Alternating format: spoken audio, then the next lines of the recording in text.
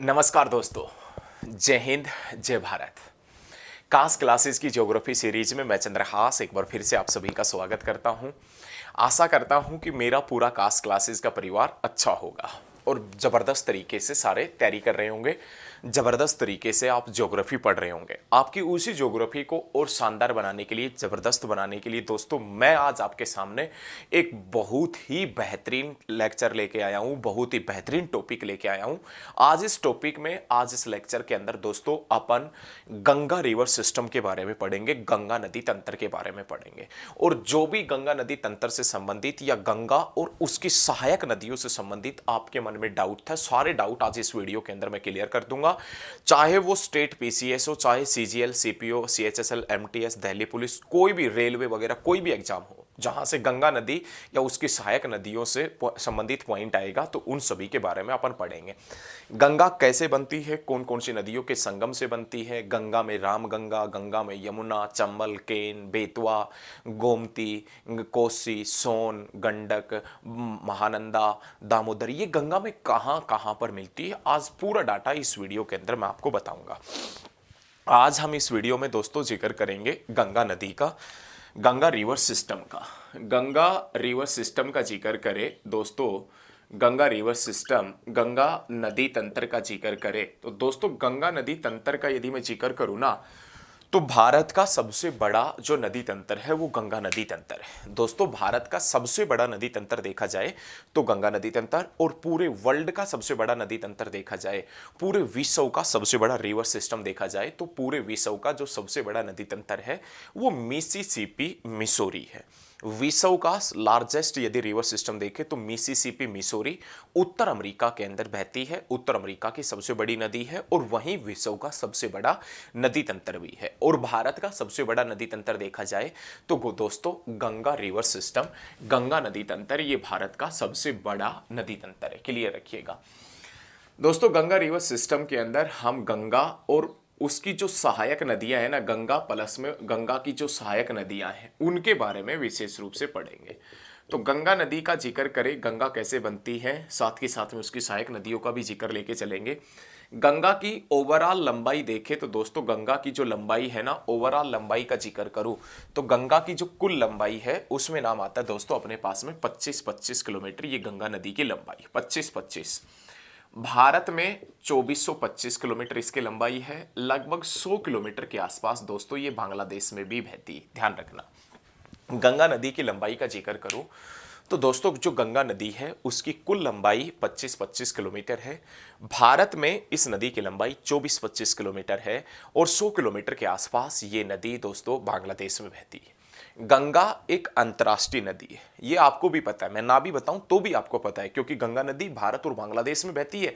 तो गंगा है ना, गंगा दोस्तों, ये गंगा एक इंटरनेशनल रिवर है। गंगा भाई साहब एक अंतर्राष्ट्रीय नदी है, और ये गंगा भारत की अंतर्राष्ट्रीय रिवर है वैसे तो ये गंगा नदी, लेकिन भारत की ये नेशनल रिवर है, राष्ट्रीय नदी है। और गंगा को भारत की राष्ट्रीय नदी कब घोषित किया गया था तो दोस्तों, 2008 में गंगा को भारत की राष्ट्रीय नदी घोषित किया गया था।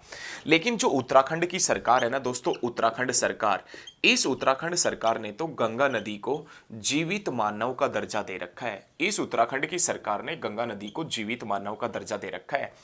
और उत्तराखंड की सरकार ने दोस्तों गंगा नदी को जीवित मानव का दर्जा कब दिया था तो आप बताएंगे 2017 के अंदर। 2017 के अंदर उत्तराखंड की जो सरकार है, उत्तराखंड जो गवर्नमेंट है, उसने जीवित मानव का दर्जा दिया था, ध्यान रखना, 2017 में।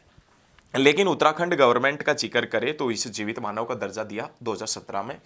दोस्तों, पूरे वर्ल्ड के अंदर, पूरे विश्व में जितनी जनसंख्या रहती है ना, अभी तो गंगा रिवर, ये तो महत्वपूर्ण पॉइंट है, गंगा नदी से पहले महत्वपूर्ण पॉइंट है ये तो, अभी से गंगा रिवर सिस्टम शुरू भी नहीं हुआ है, शुरू होगा। आप वीडियो को लास्ट तक देखना, मजा आ जाएगा दोस्तों। गंगा नदी है ना, पूरे वर्ल्ड के अंदर जितनी भी पॉपुलेशन रहती है, पूरे विश्व के अंदर, पूरे विश्व में जितनी जनसंख्या रहती है ना, उस जनसंख्या का लगभग ये मान के चलो कि 8% जनसंख्या ना, 8% जनसंख्या वो गंगा नदी क्षेत्र में निवास करती है। पूरे विश्व में जितनी जनसंख्या रहती है उस जनसंख्या का लगभग कितना परसेंट, लगभग 8% गंगा नदी क्षेत्र में निवास करती है। दोस्तों जितना भारत का क्षेत्रफल है ना, जितना इंडिया का क्षेत्रफल है, जितना भारत का क्षेत्रफल है, उसके लगभग एक तिहाई क्षेत्रफल के अंदर, जितना भारत का क्षेत्रफल है उसके लगभग एक तिहाई क्षेत्रफल के अंदर गंगा नदी बहती है। क्लियर है ना? जितना भारत का क्षेत्रफल है उसके एक तिहाई क्षेत्रफल के अंदर गंगा नदी बहती है। गंगा नदी जो उत्तराखंड में 310 किलोमीटर बहती है दोस्तों, उत्तराखंड में 310 किलोमीटर, जो उत्तर प्रदेश में 1140 किलोमीटर, जो बिहार में 455 किलोमीटर, और दोस्तों पश्चिम बंगाल में ये नदी कितना बहती है तो 520 किलोमीटर बहती है, 520 किलोमीटर। ये गंगा नदी से संबंधित कुछ महत्वपूर्ण पॉइंट थे जो आपको लिखने ही होंगे गंगा नदी से पहले। तो गंगा रिवर सिस्टम का जिक्र करें तो गंगा नदी दोस्तों जिसकी लंबाई 25-25 किलोमीटर है, जो भारत में 24-25 किलोमीटर बहती है, जो उत्तराखंड में 310, उत्तर प्रदेश में 1140, बिहार में 455 और पश्चिम बंगाल में 520 किलोमीटर बहती है। गंगा एक अंतर्राष्ट्रीय नदी है, लेकिन गंगा को भारत की राष्ट्रीय नदी कब घोषित किया गया था? 2008 में। उत्तराखंड सरकार ने गंगा नदी को जीवित मानव का दर्जा दे रखा है। और उत्तराखंड सरकार ने गंगा नदी को जीवित मानव का दर्जा कब दिया था? तो दोस्तों आप बता देना 2017 में। पूरे वर्ल्ड के अंदर, पूरे विश्व के अंदर जितनी जनसंख्या रहती है उसके 8% जो जनसंख्या है वो गंगा नदी क्षेत्र में निवास करती है। और दोस्तों भारत का जितना क्षेत्रफल है लगभग 32,87,263, उसके लगभग एक तिहाई क्षेत्रफल के अंदर, लगभग एक तिहाई क्षेत्रफल के अंदर कौन सी नदी बहती है? तो आप बताएंगे गंगा नदी बहती है। क्लियर है ना? अब अपने पास में गंगा नदी की शुरुआत होगी कि ये नदी कहां से निकलती है, कैसे, कौन कौन सा, कैसे क्या क्या पॉइंट बनता है, वो एक बार आप देखें। कहां कहां से क्या क्या इसका गंगा नदी का सिस्टम बन रहा है वो एक बार आप समझने की कोशिश करें। देखो सामने गंगा नदी का यदि जिक्र करें दोस्तों कि गंगा कहाँ से निकलती है और क्या क्या पॉइंट बनता है, कहाँ कहाँ कौन कौन सा ग्लेशियर स्थित है, उन सभी पॉइंटों, कौन कौन सी नदी आकर इसमें मिलती है, उन सभी पॉइंटों का हम जिक्र करेंगे। एक बार देखें दोस्तों अपने पास में एक स्थान पड़ता है और उस एक ग्लेशियर पड़ता है और उस ग्लेशियर का नाम क्या है अपने पास में? तो आप बताओगे गंगोत्री ग्लेशियर। अपने पास में दोस्तों एक ग्लेशियर पड़ता है और उस ग्लेशियर का नाम क्या है? तो आप बता देना गंगोत्री ग्लेशियर, गंगोत्री। उत्तराखंड का एक उत्तरकाशी जिला पड़ता है, उत्तरकाशी डिस्ट्रिक्ट पड़ता है, उत्तरकाशी। उस उत्तरकाशी जिले के अंदर दोस्तों उत्तराखंड का एक डिस्ट्रिक्ट पड़ता है उत्तरकाशी, और उस उत्तरकाशी जिले के अंदर एक ग्लेशियर है जिसका नाम है गंगोत्री ग्लेशियर। क्लियर है? गंगोत्री ग्लेशियर जो कुमायूं हिमालय के अंदर स्थित है। उत्तराखंड के उत्तरकाशी जिले में स्थित गंगोत्री ग्लेशियर से एक जलधारा निकलती है, एक जलधारा निकलती है। इस जलधारा का शुरुआती नाम जाह्नवी होता है, जाह्नवी। इस जलधारा का शुरुआती नाम जाह्नवी होता है। एक जलधारा निकलती है जिसका शुरुआती नाम जाह्नवी होता है। जब ये जलधारा आगे बढ़ती है तो उत्तराखंड में एक स्थान आता है दोस्तों जिसका नाम है गोमुख। गोमुख के बाद में इस जलधारा को भागीरथी के नाम से जानते हैं। गोमुख के बाद में इस जलधारा को किस नाम से जानते हैं दोस्तों? भागीरथी के नाम से जानते हैं, भागीरथी के नाम से। जब ये भागीरथी नदी दोस्तों आगे बढ़ती है तो इस भागीरथी नदी के अंदर एक छोटी नदी आकर मिलती है और उस नदी का नाम है बिल्हांगना। बिल्हांगना एक छोटी नदी आकर मिलती। और जहां पर बिल्हांगना नदी भागीरथी नदी में मिलती है, जहां पर बिल्हांगना नदी भागीरथी नदी में मिलती है, इस स्थान को दोस्तों अपन किस नाम से जानते हैं? तो गोविंद प्रयाग के नाम से जानते हैं। किस नाम से जानते हैं दोस्तों? गोविंद प्रयाग के नाम से। और ये जो गोविंद प्रयाग है ना, यहाँ बिल्हांगना और भागीरथी नदी आपस में मिलती है। बिल्हांगना नदी आकर मिलती है भागीरथी नदी में, गोविंद प्रयाग में। यहीं पर दोस्तों एक बांध पड़ता है और इस बांध का नाम है टिहरी बांध। टिहरी बांध भारत का सबसे ऊंचा बांध पूछे आपसे कि भारत का सबसे ऊंचा बांध कौन सा है, तो भारत का सबसे ऊंचा बांध है दोस्तों टिहरी बांध, जिसकी ऊंचाई 260.5 मीटर है। क्वेश्चन ये पूछेगा टिहरी बांध कहाँ है? उत्तराखंड में। टिहरी बांध उत्तराखंड में है, कितने मीटर ऊंचा है? 260.5 मीटर ऊंचा है। टिहरी बांध कौन सी नदी के ऊपर है? तो भागीरथी नदी के ऊपर है। और टिहरी बांध को उत्तराखंड में किस नाम से जानते हैं? तो स्वामी रामतीर्थ सागर डैम के नाम से इसे उत्तराखंड के अंदर जानते हैं। ध्यान रखना, विश्व का, पूरे वर्ल्ड का सबसे ऊंचाई पर स्थित बांध पूछे, पूरे विश्व का सबसे ऊंचाई पर स्थित बांध पूछे तो टिहरी बांध। पूरे विश्व का सबसे ऊंचाई पर स्थित बांध है टिहरी बांध, ध्यान रखना, भागीरथी नदी पर उत्तराखंड में। और भारत का सबसे ऊंचा बांध पूछे, भारत का सबसे ऊंचा बांध पूछे तो भी कौन सा है दोस्तों, तो आप बता देना तो भी कौन सा है, तो टिहरी बांध है, टिहरी बांध। ये क्लियर रखिएगा, बहुत बढ़िया पॉइंट है। उसके बाद में दोस्तों भागीरथी नदी आगे बढ़ती है, और जब ये भागीरथी नदी आगे बढ़ती है तो एक स्थान आता है उत्तराखंड का ही, और उस स्थान का नाम है दोस्तों अपने पास में देवप्रयाग। आपसे रिक्वेस्ट है कि थोड़ी देर के लिए इस नदी को आप देवप्रयाग में रोक दीजिए, क्योंकि ये तो है भागीरथी नदी और ऊपर से हम अलकनंदा को लेकर आएंगे, अलकनंदा को। तो ये देवप्रयाग के अंदर भागीरथी नदी को आप थोड़ी देर रोकें। अपने पास में दोस्तों एक ग्लेशियर पड़ता है, और उस उत्तराखंड के अंदर उस ग्लेशियर का नाम है सतोपंथ ग्लेशियर, सतोपंथ। और अपने पास में ग्लेशियर पड़ता है जिसका नाम है माना ग्लेशियर। ये जो सतोपंथ ग्लेशियर उत्तराखंड के अंदर पड़ता है दोस्तों, इससे एक नदी निकलती है, और उस नदी को दोस्तों अपन किस नाम से जानते हैं, विष्णु गंगा के नाम से, विष्णु गंगा के नाम से, विष्णु गंगा के नाम से। और एक अपने पास में दोस्तों माना ग्लेशियर पड़ता है, इस माना ग्लेशियर से जो नदी निकलती है उस नदी को अपन किस नाम से जानते हैं, तो धौली गंगा के नाम से, ध्यान रखना। एक अपने पास में माना ग्लेशियर है उत्तराखंड में, वहां से एक जलधारा निकलती है, उस जलधारा को किस नाम से जानते हैं, धौली गंगा के नाम से। एक अपने पास में सतोपंथ ग्लेशियर है उत्तराखंड में, वहां से एक जलधारा निकलती है, उस जलधारा को अपन किस नाम से जानते हैं, तो दोस्तों विष्णु गंगा के नाम से। जब ये दोनों जलधाराएं आगे बढ़ती है, जब ये दोनों जलधाराएं आगे बढ़ती है तो आपस में उत्तराखंड के अंदर मिल जाती है।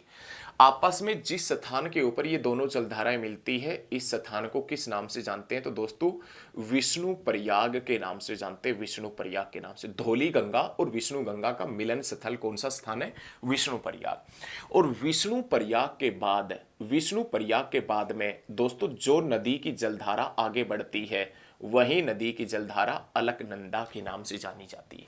विष्णु प्रयाग के बाद में जो जलधारा आगे बढ़ती है, वही जलधारा अलकनंदा के नाम से जानी जाती है। धौली गंगा और विष्णु गंगा का संगम अलकनंदा के नाम से जाना जाता है, आगे बढ़ता है मिलकर तो अलकनंदा के नाम से जाना जाता है। इस अलकनंदा के अंदर एक नदी आकर मिलती है उत्तराखंड के अंदर से, और उस नदी का नाम क्या है, तो दोस्तों नंदकानी नदी। एक नदी आकर मिलती है जिसका नाम है नंदकानी नदी। और नंदकानी नदी और अलकनंदा, नंदकानी नदी अलकनंदा में कहां पर मिलती है, तो दोस्तों नंदप्रयाग के अंदर। कहां पर मिलती है, नंदप्रयाग में। लेकिन ये जो नंदकानी नदी है ये कौन से ग्लेशियर से निकली है, तो दोस्तों अपने पास में उत्तराखंड में एक पर्वत पड़ता है जिसका नाम है कामेत पर्वत, और उस कामेत पर्वत के ऊपर एक ग्लेशियर है जिसका नाम है त्रिशूल ग्लेशियर। उस त्रिशूल ग्लेशियर से नंदकानी नदी निकलती है। नंदकानी नदी आगे बढ़ती है, अलकनंदा में मिल जाती है। जहां पर अलकनंदा में मिलती है उस स्थान को अपन नंदप्रयाग के नाम से जानते हैं। उसके बाद में दोस्तों अलकनंदा नदी आगे बढ़ती है। इस अलकनंदा नदी के अंदर एक नदी आकर मिलती है, और उस नदी को अपन किस नाम से जानते हैं, पिंडार के नाम से, पिंडार के नाम से जानते हैं, पिंडार। पिंडार नदी कौन से ग्लेशियर से निकलती है, तो पिंडारी ग्लेशियर से निकलती है। और पिंडार नदी अलकनंदा में कहां पर मिलती है, तो पिंडार नदी अलकनंदा में जो मिलती है वो दोस्तों कर्णप्रयाग में मिलती है, कर्णप्रयाग में, ध्यान रखना। उसके बाद में अलकनंदा आगे बढ़ती है, और इस अलकनंदा के अंदर उत्तराखंड के अंदर एक नदी आकर मिलती है, और उस नदी का नाम क्या है, तो दोस्तों मंदाकिनी नदी। उत्तराखंड के अंदर एक नदी आकर मिल रही है, और उस नदी का नाम क्या है, मंदाकिनी। मंदाकिनी नदी अलकनंदा में कहां पर मिलती है, तो उस स्थान को अपन किस नाम से जानते हैं, तो दोस्तों रुद्रप्रयाग के नाम से, रुद्रप्रयाग के नाम से जानते हैं, रुद्रप्रयाग के नाम से। मंदाकिनी नदी कौन से ग्लेशियर से निकलती है, तो दोस्तों उत्तराखंड के अंदर यहां पर अपने पास में ग्लेशियर पड़ता है जिसका नाम है चारोबार ग्लेशियर। उस चारोबार ग्लेशियर से ये नदी निकलती है। उसके बाद में अलकनंदा आगे बढ़ती है, और अलकनंदा भागीरथी नदी में मिल जाती है। अलकनंदा आगे बढ़ी, यहां से भागीरथी आ रही है। अलकनंदा और भागीरथी नदी का जो संगम है वो देवप्रयाग के नाम से जाना जाता है। और यहां से इन दोनों की जब संयुक्त जलधारा आगे बढ़ती है, वहीं जलधारा दोस्तों किस नाम से जानी जाती है, तो गंगा के नाम से जानी जाती है, गंगा के नाम से। क्लियर रखिएगा दोस्तों, ठीक है ना, क्लियर रखना बहुत बढ़िया तरीके से। विष्णु गंगा धौली गंगा का मिलन स्थल विष्णु प्रयाग। आगे बढ़ती है, उसका नाम होता है अलकनंदा। अलकनंदा में पहली नंदकानी नदी मिली। नंदकानी नदी त्रिशूल ग्लेशियर से निकलती है और नंद प्रयाग में अलकनंदा में मिल जाती है। अलकनंदा आगे बढ़ती है, पिंडार नदी आके मिलती है। पिंडार नदी जो पिंडारी ग्लेशियर से निकली थी, जो कर्ण प्रयाग में मिलती है अलकनंदा में। अलकनंदा नदी आगे बढ़ती है, इसके अंदर मंदाकिनी नदी आकर मिलती है। मंदाकिनी नदी जो चारोबार ग्लेशियर से निकलती है और मंदाकिनी नदी जो रुद्र प्रयाग के अंदर मिलती है। अलकनंदा आगे बढ़ती है, भागीरथी नदी में मिल जाती है, क्योंकि ये ऊपर से भागीरथी आ रही है। अलकनंदा और भागीरथी नदी का संगम ही किस नाम से जाना जाता है? गंगा के नाम से। अब कोई आपसे ये पूछ ले कि गंगा नदी के किनारे कौन कौन से शहर है, तो आप सुन लीजिए और साथ के साथ में नोट कर लीजिए। गंगा नदी के किनारे स्थित शहरों का जिक्र करें तो सबसे पहले ऋषिकेश, हरिद्वार, नरोरा। नरोरा उत्तर प्रदेश में पड़ता है। कन्नौज, कानपुर, गाजीपुर, इलाहाबाद, फर्रुखाबाद, पटना, छपरा, भागलपुर, कलकत्ता, हावड़ा, ये गंगा नदी के किनारे स्थित शहर है। कोई छोटे मोटे शहर और बच गए हो तो पीछे आदि लगा लेना। ये गंगा नदी के किनारे स्थित शहर है, इनको आप नोट कर लीजिए। अब दोस्तों गंगा नदी यहां से बह रही है, गंगा नदी आगे बढ़ती है, ऋषिकेश आता है, हरिद्वार आता है। उसके बाद में दोस्तों ये जो अपना उत्तराखंड है ये खत्म हो जाता है, गंगा नदी बिहार में आ जाती है। गंगा नदी कहाँ, सॉरी बिहार नहीं, उत्तर प्रदेश। कहाँ जाती है? उत्तर प्रदेश में आ जाती है गंगा नदी, उत्तर प्रदेश में। और उत्तर प्रदेश में जैसे ही गंगा नदी आती है तो एक स्थान आता है उत्तर प्रदेश का, जिसका नाम है दोस्तों कन्नौज। इस कन्नौज के अंदर दोस्तों गंगा नदी में एक नदी आकर मिलती है और उस नदी का नाम है दोस्तों राम गंगा नदी। गंगा नदी के अंदर, कन्नौज के अंदर एक नदी आकर मिलती है जिसका नाम है राम गंगा नदी। राम गंगा नदी गंगा में कहाँ मिलती है? तो कन्नौज में। कन्नौज कहाँ है तो आप बताएंगे उत्तर प्रदेश में। ये जो राम गंगा नदी है ये निकलती कहाँ से है? तो दोस्तों उत्तराखंड में एक स्थान पड़ता है जिसका नाम है नैनीताल। उत्तराखंड में एक स्थान पड़ता है नैनीताल। उस नैनीताल के पास से एक नदी निकलती है रामगंगा, जो उत्तराखंड उत्तर प्रदेश से बहती हुई गंगा नदी में कन्नौज में मिल जाती है। क्लियर रखना। रामगंगा नदी है ना, रामगंगा नदी, इसके किनारे दोस्तों उत्तर प्रदेश का एक शहर पड़ता है जिसका नाम है रायबरेली। और इसी के किनारे उत्तर प्रदेश का एक बांध पड़ता है जिसका नाम है कालावाड़ बांध। कालावाड़ बांध और रायबरेली है वो कौन सी नदी के ऊपर है? रामगंगा नदी के ऊपर है। रामगंगा नदी का वर्णन दोस्तों सकंद पुराण में भी मिलता है। रामगंगा नदी का वर्णन सकंद पुराण में मिलता है, सकंद पुराण के मान खंड में मिलता है। इस रामगंगा नदी का जो जिक्र है दोस्तों वो सकंद पुराण के मानखंड में मिलता है। और सकंद पुराण के मानखंड में रामगंगा नदी को दोस्तों किस नाम से जाना गया है? तो रथवाहिनी के नाम से जाना जाता है, रथवाहिनी के नाम से। रामगंगा नदी का वर्णन मानखंड में, सकंद पुराण के मानखंड में मिलता है। सकंद पुराण के मानखंड में इस रामगंगा नदी को किस नाम से जानते हैं? रथवाहिनी के नाम से। लेकिन कुछ मुस्लिम इतिहासकारों ने इस नदी को किस नाम से भी जाना है? तो राहिब के नाम से भी जाना है, राहिब के नाम से कुछ मुस्लिम इतिहासकारों ने। दोस्तों उत्तराखंड में एक जिम कॉर्बेट नेशनल पार्क पड़ता है, जिम कॉर्बेट। शायद आपको पता भी होगा, शायद आपने लिखा भी होगा, पहले पढ़ा भी होगा।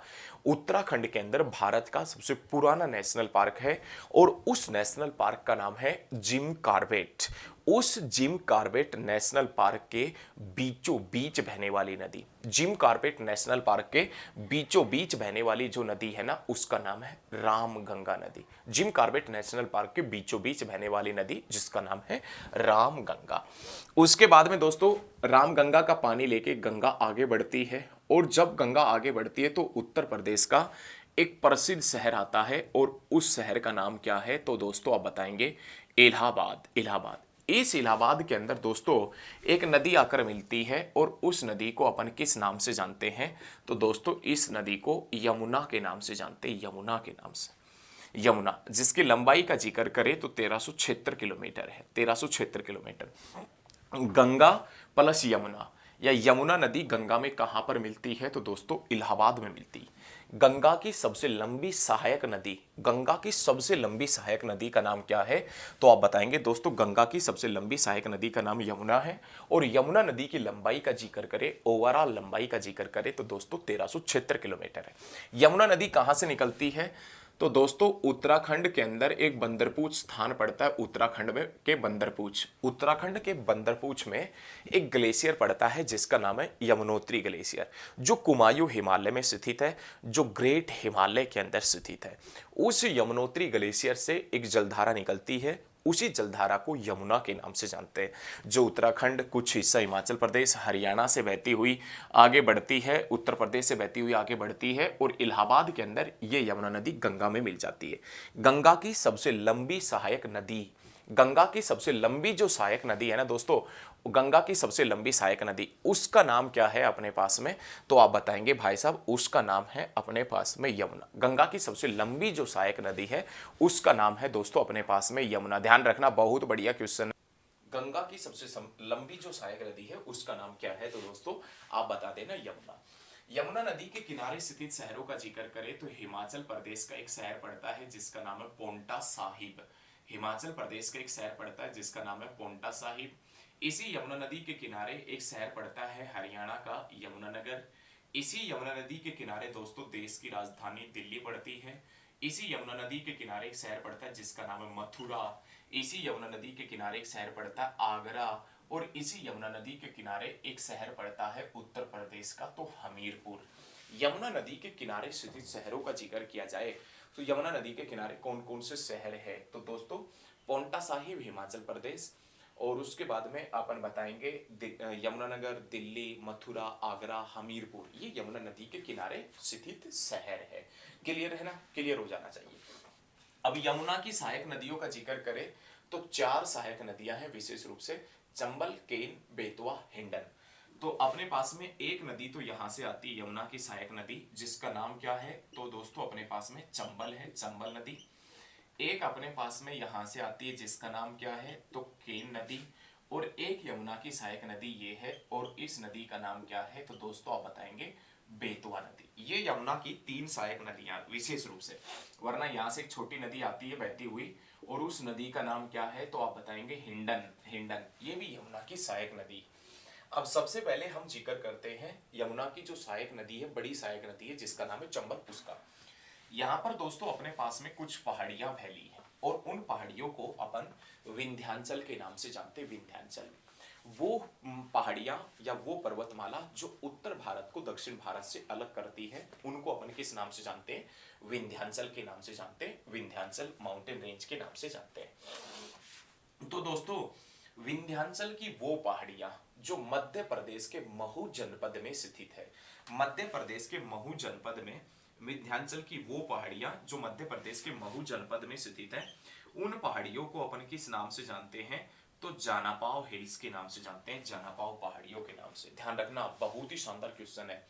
मध्य प्रदेश के महू जनपद में दोस्तों, मध्य प्रदेश का एक जनपद पड़ता है जिसका नाम है महू, और मध्य प्रदेश का जो महू जनपद पड़ता है, उस महू जनपद के अंदर जो विंध्याचल की पहाड़ियां हैं उनको जानापाव हिल्स के नाम से जानते हैं। उन जानापाव हिल्स से, उन जानापाव हिल्स से जो नदी निकलती है, उसी नदी को अपन किस नाम से जानते हैं? तो चंबल के नाम से जानते हैं, चंबल। ये चंबल नदी आगे बढ़ती है तो इसके किनारे मध्य प्रदेश का एक शहर पड़ता है जिसका नाम है ग्वालियर।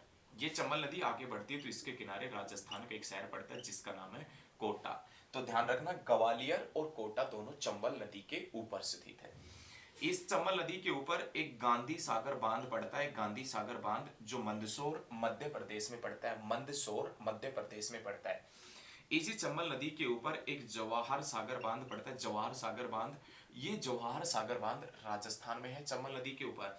और इसी चंबल नदी के ऊपर एक बांध पड़ता है जिसका नाम है राणा प्रताप सागर बांध। राणा प्रताप सागर बांध ये भी चंबल नदी के ऊपर है और राजस्थान में। ये 100 किलोमीटर के एरिया में 3 बांध बताए जाते हैं।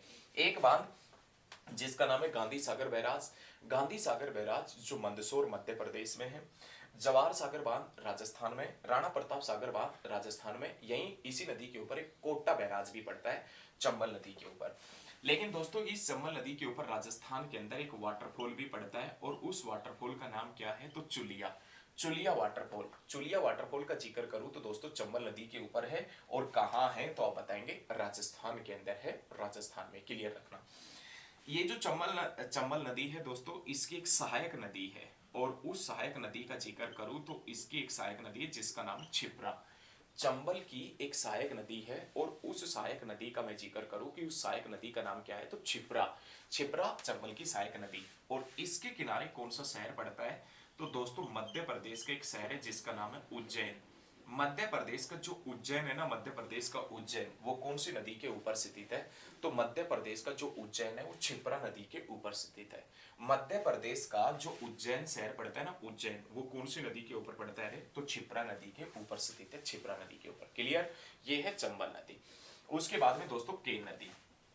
केन नदी मध्य प्रदेश के अंदर जो विंध्याचल पहाड़ियां है ना, मध्य प्रदेश का एक जनपद पड़ता है और उस जनपद का नाम क्या है तो सतना। मध्य प्रदेश का एक जनपद पड़ता है सतना।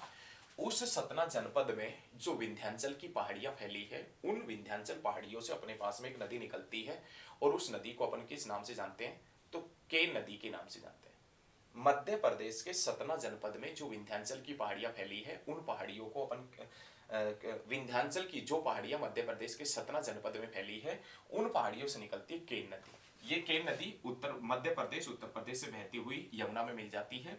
इसके किनारे एक प्रसिद्ध शहर पड़ता है जिसका नाम है बांदा। बांदा उत्तर प्रदेश का बांदा कौन सी नदी के ऊपर स्थित है तो आप बताओगे केन नदी के ऊपर स्थित है। क्लियर है ना। उसके बाद में दोस्तों अपने पास में नाम आता है बेतवा नदी का। बेतवा मध्य प्रदेश का दोस्तों एक जनपद पड़ता है और उस जनपद का नाम है रायसेन जनपद। मध्य प्रदेश का एक जनपद पड़ता है मध्य प्रदेश का और उस जनपद का नाम क्या है तो रायसेन। दोस्तों अभी लाइट चली गई थी तो माइक लगाना ध्यान नहीं रहा रहे, तो चंबल नदी का जिक्र करूं। देखो चंबल नदी कहां से निकलती है तो दोस्तों चंबल नदी मध्य प्रदेश का, आवाज आ रही होगी, चलो कोई बात नहीं, थोड़ी बहुत ऊपर नीचे हो गई होगी यार, गलती मांगता हूं, सॉरी। माइक लगाना ध्यान नहीं रहा, लाइट के चक्कर में लाइट लगाने चला गया था, माइक नहीं लगाया था। तो चंबल नदी, चंबल नदी दोस्तों मध्य प्रदेश के महू जनपद में जो जानापाव पहाड़ियां फैली है वहां से निकलती है, जिसके किनारे ग्वालियर कोटा पड़ता है। गांधी सागर बैराज, जवाहर सागर बैराज, राणा प्रताप सागर बांध चंबल नदी के ऊपर है। चंबल नदी के ऊपर राजस्थान में चुलिया जलप्रपात है और ये जो चुलिया जलप्रपात राजस्थान में है चंबल नदी के ऊपर। चंबल की एक सहायक नदी है जिसका नाम है छिपरा, जिसके किनारे उज्जैन शहर पड़ता है, उज्जैन, ध्यान रखना। आगे नाम आता है केन नदी। केन नदी मध्य प्रदेश के सतना जनपद से निकलती है और ध्यान रखना इसके किनारे उत्तर प्रदेश का बांदा पड़ता है, बांदा शहर। उसके बाद में दोस्तों अपने पास में नाम आता है बेतवा नदी का। तो बेतवा नदी कहां से निकलती है तो मध्य प्रदेश का एक जनपद पड़ता है जिसका नाम है रायसेन। उस रायसेन जनपद से, रायसेन जनपद में जो विंध्याचल की पहाड़ियां फैली है वहां से अपने पास में एक नदी निकलती है। उस नदी को किस नाम से जानते हैं अपन तो बेतवा के नाम से जानते हैं। ये बेतवा नदी जिसके किनारे 4 प्रमुख शहर पड़ते हैं। एक शहर जिसका नाम है सांची, एक शहर जिसका नाम है दोस्तों अपने पास में ओरछा, और एक शहर जिसमें अपने पास में नाम आता है विदेशा, विदेशा, और एक शहर अपने पास में जिसमें नाम आता है भोपाल। ये 4 मध्य प्रदेश के शहर बेतवा नदी के ऊपर स्थित है। सांची, ओरछा, विदेशा, भोपाल। सांची, ओरछा, विदेशा, भोपाल कौन सी नदी के ऊपर है तो आप बताओगे दोस्तों बेतवा नदी के ऊपर स्थित शहर है, बेतवा नदी के ऊपर स्थित है। इस बेतवा नदी के ऊपर उत्तर प्रदेश में एक बांध पड़ता है जिसका नाम है राजघाट बांध। इसी बेतवा नदी के ऊपर उत्तर प्रदेश में एक बांध पड़ता है जिसका नाम है माता टीला बांध। राजघाट बांध और माता टीला बांध उत्तर प्रदेश में है और राजघाट और माता टीला जो बांध है वो उत्तर प्रदेश में कौन सी नदी के ऊपर स्थित है तो दोस्तों आप बताएंगे बेतवा नदी के ऊपर स्थित है। राजघाट और माता टीला बांध उत्तर प्रदेश में बेतवा नदी के ऊपर स्थित बांध है, ध्यान रखना। इन सभी का पानी लेके यमुना आगे बढ़ती है और इलाहाबाद के अंदर यमुना गंगा में मिल जाती है। जब गंगा इलाहाबाद से यमुना नदी का पानी लेके आगे बढ़ती है तो आगे जब ये गंगा बढ़ती है ना दोस्तों, आगे जब गंगा बढ़ती है तो इसके किनारे एक शहर आता है जिसका नाम है गाजीपुर, गाजीपुर। और उस गाजीपुर के अंदर दोस्तों एक गोमती नदी आकर मिलती है, गोमती नदी। गोमती नदी जिसके किनारे उत्तर प्रदेश में एक शाही पुल पड़ता है, शाही पुल, और जिसके किनारे उत्तर प्रदेश में दोस्तों एक सेतु पड़ता है जिसका नाम है सुदामा सेतु। सुदामा सेतु और शाही पुल कौन सी नदी के ऊपर स्थित है तो दोस्तों गोमती नदी के ऊपर। गोमती नदी कहां से निकलती है तो लाडलो उत्तर प्रदेश के अंदर एक झील है जिसका नाम है फुल्लर झील। उत्तर प्रदेश में एक लेक पड़ती है, एक झील पड़ती है और उस झील का नाम क्या है फुलहर। फुलहर, वुलर नहीं, वुलर तो जम्मू कश्मीर में, हम फुलर झील का जिक्र कर रहे हैं। फुलर झील उत्तर प्रदेश में और उस फुलर झील से ये फुलर झील उत्तर प्रदेश के पीलीभीत जिले में है। उस फुलर झील से निकलती है गोमती नदी। गोमती नदी जो उत्तर प्रदेश से बहती हुई आगे बढ़ती है, जिसके ऊपर शाही पुल पड़ता है, जिसके ऊपर सुदामा सेतु पड़ता है। आगे बढ़ती गाजीपुर में ये गोमती नदी गंगा में मिल जाती है। लेकिन एक पॉइंट ध्यान रखना दोस्तों, शाही पुल और सुदामा सेतु गोमती नदी के ऊपर है और गोमती गंगा की एकमात्र ऐसी सहायक नदी है, गोमती गंगा की एकमात्र ऐसी सहायक नदी है जिसका उद्गम मैदानी क्षेत्र से होता है। गोमती गंगा की एकमात्र ऐसी सहायक नदी है जिसका उद्गम मैदानी क्षेत्र से होता है। इस गोमती नदी के किनारे एक शहर पड़ता है दोस्तों जिसका नाम है लखनऊ। लखनऊ एक शहर पड़ता है जिसका नाम है जौनपुर। जौनपुर, लखनऊ, जौनपुर। और एक शहर पड़ता है अपने पास में जिसका नाम है दोस्तों सुल्तानपुर। लखनऊ, जौनपुर, सुल्तानपुर कौन सी नदी के ऊपर स्थित शहर है? तो आप बताएंगे दोस्तों, गोमती नदी के किनारे स्थित शहर है, गोमती नदी के ऊपर स्थित शहर है लखनऊ, जौनपुर और सुल्तानपुर। यहां तक मेरे हिसाब से आपको बहुत अच्छे तरीके से ये सारे पॉइंट समझ में आए होंगे। यदि अभी तक आपने इन पॉइंटों को नोट नहीं किया है तो जल्दी से आप इन पॉइंटों को नोट कर ले। उसके बाद में दोस्तों मैं आगे बढ़ूंगा और अच्छे तरीके से एक एक पॉइंट को क्लियर करते चलेंगे। यदि यहां तक आपने नोट नहीं किया है तो जल्दी से इन पॉइंटों को आप नोट कर लें, जल्दी से इन पॉइंटों को नोट कर ले, फिर आगे बढ़ेंगे अपन। बहुत जबरदस्त तरीके से अपन पढ़ेंगे, जल्दी से इन पॉइंटों को नोट कर लीजिए दोस्तों। चलिए, शायद आपने ये पॉइंट सारे नोट कर लिए होंगे, ठीक है। जल्दी से कोई भी पॉइंट आपके समझ में नहीं आ रहा है, किसी भी प्रकार का डाउट आपके मन में है तो कमेंट कर दो। मैं आपको कमेंटों को बड़े प्यार से पढ़ूंगा, बड़े प्यार से आपके कमेंटों का रिप्लाई करूंगा, ठीक है। तो कोई भी पॉइंट यदि समझ में ना आए तो चलिए, अब मैं इन चीज़ों को साफ कर रहा हूं क्योंकि बोर्ड है छोटा और इसके ऊपर सारी चीज़ें नहीं आ सकती। तो ये ध्यान रखना, गाजीपुर के अंदर गोमती नदी मिल गई। अब हम गाजीपुर से आगे का जिक्र करेंगे, ठीक है दोस्तों। बहुत बढ़िया पढ़ रहे हो लाडलो, आप मन लगा के पढ़ रहे हो, कसम से अब की बार तुम्हारा पेपर पास हो जाना है। जिस भी एग्जाम की आप तैयारी कर रहे हो ना, वो एग्जाम निकल जाएगा क्योंकि इतनी बेहतरीन तैयारी करेंगे हम, बहुत ही शानदार तरीके से पढ़ेंगे। लाडलो की फिल्टर चौक हो जाने दुनिया के फिल्टर चौक हो जाएंगे, बहुत ज़बरदस्त तरीके से पढ़ेंगे, एकदम सिस्टम हैंग हो जाएगा, ठीक है। तो ये चीज़ें ध्यान रखना आप कि कौन सी नदी कहाँ पर गंगा में मिल रही है, गंगा कैसे बनी है, कौन कौन से शहर गंगा नदी के ऊपर स्थित है। अब हम दोस्तों आगे बढ़ेंगे और कुछ गंगा की और जो सहायक नदियाँ हैं उनके बारे में अपन जानेंगे। और अपन जो सहायक नदी है, तो यहाँ से मैं स्टार्ट कर लेता हूँ। एक शहर आया था जिसके अंदर अपने पास में गाजीपुर जिसका नाम था, और गाजीपुर के अंदर दोस्तों गोमती नदी गंगा में मिलती। अब ये गंगा दोस्तों यहाँ से जब आगे बढ़ती है, गाजीपुर से आगे बढ़ती है तो उत्तर प्रदेश खत्म हो जाता है। अब ये गंगा यहाँ से आगे बढ़ती है तो दोस्तों उत्तर प्रदेश है ना, उत्तर प्रदेश वो खत्म हो जाता है और अब ये गंगा नदी बिहार में आ गई। अब जैसे ही गंगा नदी बिहार में आती है दोस्तों, इसके किनारे एक शहर पड़ता है जिसका नाम है छपरा, और उस छपरा के अंदर दोस्तों एक नदी आकर मिलती है जिसका नाम है घाघरा। घाघरा नदी गंगा में कहाँ पर मिलती है? तो दोस्तों घाघरा नदी जो गंगा में मिलती है वो कहाँ पर मिलती है? तो छपरा में। और छपरा कहाँ है? तो दोस्तों आप बताएंगे बिहार में है। घाघरा नदी दोस्तों कहाँ से निकलती है? तो ये घाघरा नदी नेपाल से निकलती है, नेपाल से। और कौन से ग्लेशियर से निकलती है? तो मापचा चुंगो, मापचा चुंगो ग्लेशियर से निकलती है। नेपाल के अंदर एक ग्लेशियर पड़ता है और उस ग्लेशियर का नाम है मापचा चुंगो। उस मापचा चुंगो ग्लेशियर से ये नदी निकलती है। नेपाल में एक्चुअल में ये जो घाघरा नदी है इसको किस नाम से जानते हैं? तो करनाली के नाम से जानते हैं। नेपाल में इस घाघरा नदी को करनाली के नाम से जानते हैं। लेकिन जब ये नदी नेपाल से आगे बढ़ती है तो उत्तर प्रदेश में प्रवेश करती है, भारत में प्रवेश करती है, भारत में उत्तर प्रदेश से प्रवेश करती है। और उत्तर प्रदेश में इस नदी को किस नाम से जानते हैं? तो दोस्तों सरयू के नाम से जानते हैं, सरयू, सरयू के नाम से। ये जो सरयू नदी है इसके किनारे एक शहर पड़ता है अयोध्या, अयोध्या। इसके किनारे एक शहर पड़ता है जिसका नाम है फैजाबाद, और इसके किनारे एक शहर पड़ता है जिसका नाम है वलिया। ध्यान रखना दोस्तों, बहुत शानदार पर्सन है, बहुत ही जबरदस्त पर्सन है। क्वेश्चन ये है कि घाघरा नदी पानी की दृष्टि से सबसे बड़ी सहायक नदी पूछे, पानी की दृष्टि से गंगा की सबसे बड़ी सहायक नदी पूछे तो दोस्तों आप बता देना घाघरा।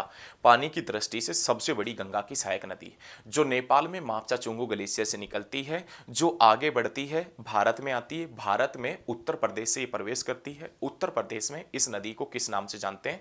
तो उत्तर प्रदेश में ये जो नदी है इस नदी को सरयू के नाम से जानते हैं। आगे बढ़ती है, बिहार चली जाती है, बिहार के छपरा में जाके गंगा में मिल जाती है। ये सरयू नदी जिसके किनारे अयोध्या पड़ता है, जिसके किनारे फैजाबाद पड़ता है, जिसके किनारे वलिया शहर पड़ता है, ध्यान रखना। उसके बाद में दोस्तों गंगा इसका पानी लेके आगे बढ़ती है, गंगा इसका पानी लेके आगे बढ़ती है। तो जब आगे बढ़ती है तो बिहार की राजधानी आ जाती है पटना, पटना बिहार की राजधानी। इस पटना के अंदर दक्षिण दिशा से एक नदी आकर मिलती है और उस नदी को अपन किस नाम से जानते हैं? तो सोन के नाम से जानते हैं, सोन के नाम से, ध्यान रखना। सोन नदी कौन सी पहाड़ियों से निकलती है? तो दोस्तों जो अमरकंटक की पहाड़ियां है ना, अमरकंटक, अमरकंटक पहाड़ियों से निकलती है। मध्य प्रदेश, छत्तीसगढ़, उत्तर प्रदेश से बहती हुई आगे बढ़ती है, बिहार में आती है, बिहार में पटना के अंदर आके ये सोन नदी गंगा के अंदर मिल जाती है। अमरकंटक पहाड़ियां बड़ी फेमस पहाड़ियां हैं क्योंकि इन पहाड़ियों से 3 नदियां निकलती हैं। अमरकंटक पहाड़ियों का जिक्र करूं तो अमरकंटक पहाड़ियों से नदी निकलती है 3। एक नदी जिसमें अपने पास में नर्मदा, एक नदी जिसमें अपने पास में नाम आता है महानदी, और एक नदी जिसका नाम है सोन नदी।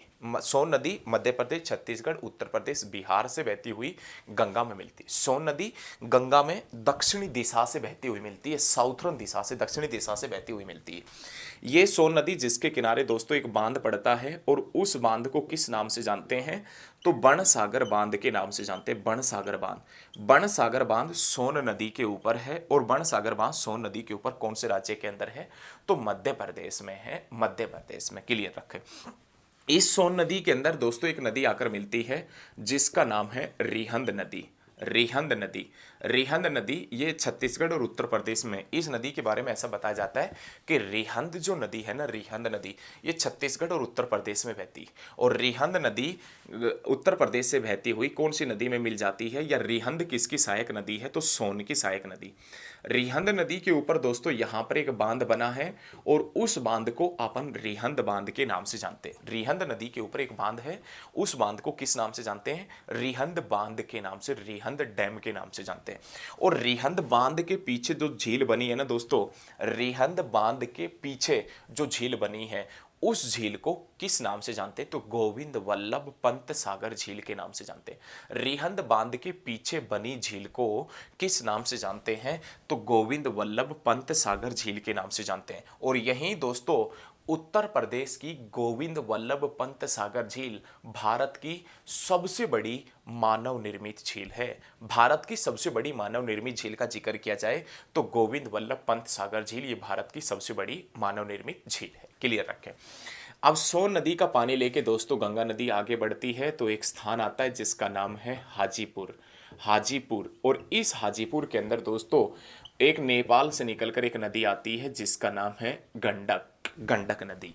नेपाल से निकलकर आती है, भारत में बिहार से बहती हुई गंगा में मिलती है गंडक नदी और हाजीपुर में मिलती है। इस गंडक नदी को दोस्तों नेपाल में किस नाम से जानते हैं? तो शालिग्राम के नाम से जानते हैं, शालिग्राम। अभी प्रभु श्री राम की जो प्रतिमा बननी थी उसके लिए जो पत्थर मंगाया गया था वो भी शालिग्राम से आया था, ऐसा बता रहे थे ना, शालिग्राम से आया था, वो शालिग्राम यही है। गंडक नदी को नेपाल में किस नाम से जानते हैं? शालिग्राम के नाम से जानते हैं। उसके बाद में दोस्तों गंगा नदी आगे बढ़ती है और भाई साहब इसके अंदर एक भागलपुर शहर आता है गंगा नदी के ऊपर, भागलपुर। उस भागलपुर के अंदर एक नदी आकर मिलती है जिसका नाम है कोसी नदी, कोसी, कोसी नदी। ये कोसी नदी दोस्तों माउंट एवरेस्ट के उत्तर दिशा में स्थित गोसाइयान चोटी से निकलती है। कोसी नदी का जिक्र करें तो कोसी नदी माउंट एवरेस्ट के उत्तर दिशा में स्थित, नॉर्थ डायरेक्शन में स्थित गोसाइयान चोटी से निकलती है। और जब ये गोसाइयान चोटी से निकलकर आती है तो जैसे मैदानी क्षेत्र में प्रवेश करती है ये रास्ता बहुत बदलती थी। कोसी नदी रास्ता बदलने के लिए फेमस थी, रास्ता बदलने के लिए फेमस थी कोसी नदी। और जिसके कारण इसको किस नाम से भी जाना जाता था? तो जाना जाता था बिहार का शोक के नाम से जाना जाता था। आज ये रास्ता नहीं बदलती दोस्तों, आज ये कोसी नदी है, ये रास्ता नहीं बदलती क्योंकि जहां से कोसी नदी मैदानी भाग में, मैदानी हिस्से में प्रवेश करती है, वहां पर नदी के दोनों तरफ, वहां पर नदी के दोनों तरफ अच्छे खासे बांध बना दिए, जिसके कारण रास्ता नहीं बदलती। वरना रास्ता बदलती थी, जो भी लोग चपेट में आते थे, बाढ़ बाढ़ आती थी तो लोग मर ही जाते थे। रास्ता बदलने के लिए बड़ी फेमस हुआ करती थी ये नदी। तो बिहार का शोक कौन सी नदी को कहते थे या कौन सी नदी को कहते हैं? तो कोसी नदी को। क्यों कहते हैं? क्योंकि रास्ता बदलने के लिए विख्यात थी और बहुत ज्यादा जानमाल की हानि बिहार के अंदर होती थी कोसी नदी के कारण। उसके बाद में दोस्तों गंगा नदी आगे बढ़ती है तो पश्चिम बंगाल में चली जाती है। पश्चिम बंगाल में एक स्थान आता है मालदा। मालदा, पश्चिम बंगाल में एक स्थान आता है मालदा। उस मालदा के अंदर दोस्तों एक नदी आती है जिसका नाम है महानंदा नदी। महानंदा नदी आकर गंगा में मिलती। महानंदा नदी गंगा में कहां पर मिलती है? तो मालदा में। और मालदा कहां है? तो दोस्तों आप बताएंगे पश्चिम बंगाल के अंदर। और मालदा पश्चिम बंगाल। ये नदी कहां से निकलती है? तो दोस्तों दार्जिलिंग जो पहाड़ियां पड़ती है, दार्जिलिंग पहाड़ियां जो चाय के लिए फेमस है, उन दार्जिलिंग पहाड़ियों से ये नदी निकल कर आती थी। कौन सी नदी? महानंदा। और मालदा के अंदर गंगा नदी में मिल जाती थी। अब मालदा से गंगा नदी दो हिस्सों में बट जाती है। अब मालदा से जो गंगा नदी है वो टू पार्ट्स में डिवाइड हो जाती। गंगा नदी का एक हिस्सा तो मालदा से साउथ में बहने लगता है, दक्षिण में, और जो हिस्सा दक्षिण में बहता है उसे अपन किस नाम से जानते हैं? हुगली के नाम से। एक हिस्सा गंगा नदी का आगे बढ़ता है, आगे बढ़ता है तो भारत खत्म हो जाता है, बांग्लादेश आ जाता है। एक हिस्सा गंगा नदी का जो बांग्लादेश में जाता है वो हिस्सा पद्मा के नाम से जाना जाता है, पद्मा के नाम से। और एक हिस्सा साउथ में बह रहा है गंगा नदी का, और जो हिस्सा साउथ में बह रहा है वो किस नाम से जाना जाता है? हुगली के नाम से जाना जाता है, हुगली। जिसके किनारे एक शहर पड़ता है जिसका नाम दोस्तों कलकत्ता है, और जिसके किनारे एक शहर पड़ता है जिसका नाम अपने पास में हावड़ा है। हावड़ा और कलकत्ता कौन सी नदी के ऊपर स्थित है? तो हुगली नदी के ऊपर स्थित है, हुगली नदी के ऊपर स्थित है। ये हुगली नदी जिसकी दोस्तों एक सहायक नदी है जिसका नाम है दामोदर। दामोदर किसकी सहायक नदी है? तो हुगली की। दामोदर नदी कहाँ से निकलती है? तो दोस्तों एक स्थान पड़ता है उत्तराखंड का जिसका नाम है पलामू। और सॉरी, उत्तराखंड का नहीं, झारखंड का। लाडलो, उत्तराखंड का नहीं, झारखंड का। झारखंड का एक स्थान पड़ता है पलामू। और पलामू वैसे एक टाइगर रिजर्व भी है, एक टाइगर रिजर्व क्षेत्र भी है।